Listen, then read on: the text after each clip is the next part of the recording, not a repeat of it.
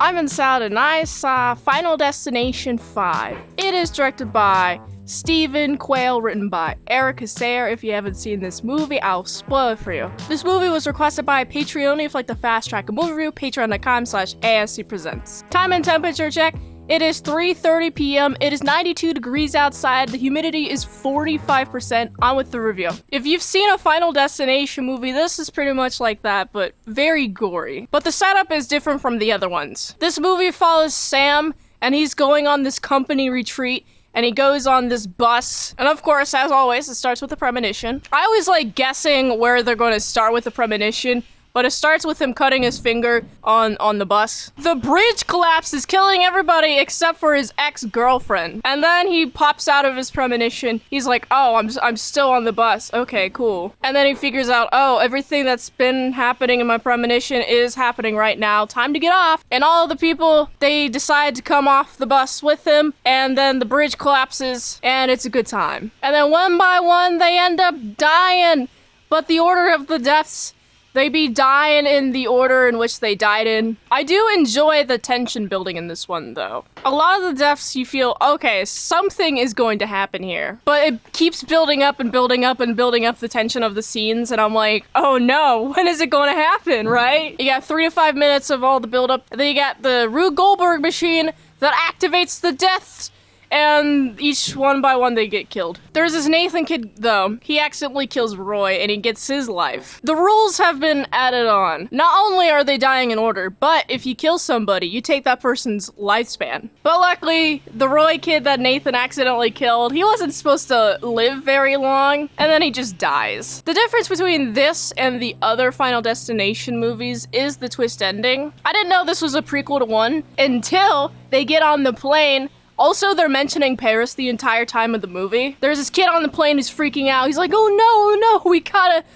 get off. Everybody get off. Freaking Sam and Molly, they're on this plane, and they're like, what's up with this? I'm also thinking, Sam, why didn't you get off the plane? You know what a premonition is. You've experienced it.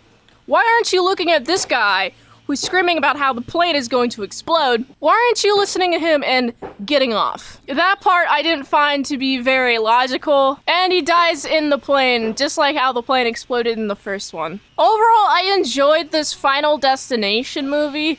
I don't think it's as good as the first one, but I do think it's better than 4 by far. The deaths make sense. There's a lot more tension built up between the deaths. I think my favorite death has to be the gymnast one. There's this nail that falls from the air conditioning unit right onto this board. And I'm like, oh no, who's gonna step on the nail? Oh no. And you got great shots of this chick who's supposed to die. She dies anyway, but she's supposed to die. She's like hovering above the nail. She doesn't quite touch the nail. And I'm like, oh, is she gonna die by the nail? Nope, I guess not. But this other chick hits the nail, falls into this powder that makes it so it's easier to rotate on those gymnast bars, which causes the chick who is on that bus to do a bit of a and she lands in this weird position where she's like flopped over, and you can see her bones and everything. It's pretty horrifying. Also, the laser eye. Ugh. The chick who's getting the laser eye treatment. The doctor's like, I'll just leave you alone. I'm like, no, you should not leave her alone. Her eye gets all lasered up, and I'm like, no, I don't like eye stuff. Oh no,